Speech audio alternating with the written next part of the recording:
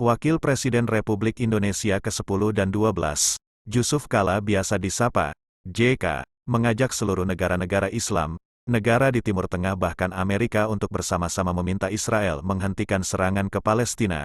Bagi JK, itu merupakan salah satu langkah ampuh untuk menghentikan agresi militer yang telah memakan korban hingga ribuan orang tersebut. Harus dilakukan secara bersama-sama, negara di Timur Tengah, negara-negara Islam hingga Amerika harus bekerja sama.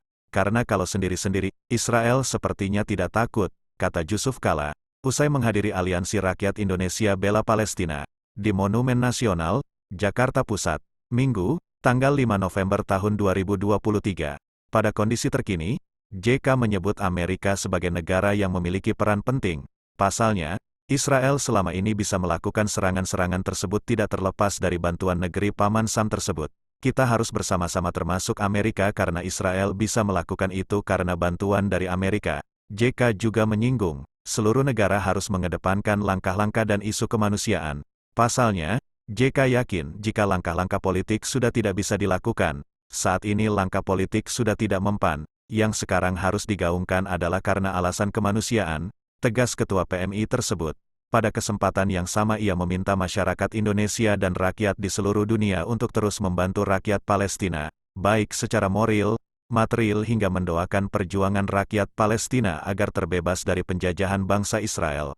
Sementara itu, acara Bela Palestina dihadiri jutaan orang. Kegiatan tersebut juga dihadiri Menteri Luar Negeri, Retno Marsudi, Menteri Agama, Yakut Khalil Qoumas, Menteri Koordinator Bidang Pembangunan Manusia dan Kebudayaan, Muhaji Effendi, Ketua DPR RI, Puan Maharani, Wakil Ketua MPR, Jazilul Fawait, Anggota DPD RI, Silviana Murni.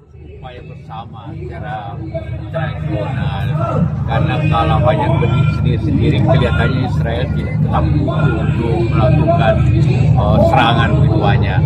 Ini harus pengaruh negara-negara Arab, pengaruh negara Islam dan Amerika harus bekerja sama dengan itu, baru bisa kita kendalikan.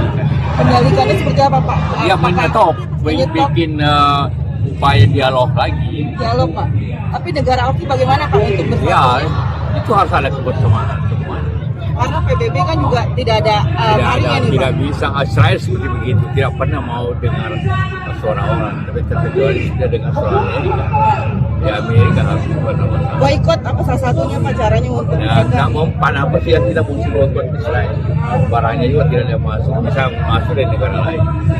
Berarti yang harus dilakukan itu berarti apa, Pak? Dialognya seperti apa, Pak? Pertama, ke persatuan daripada seluruh dunia atas nama kemanusiaan. Karena politik nggak bisa, harus kemanusiaan bersama-sama.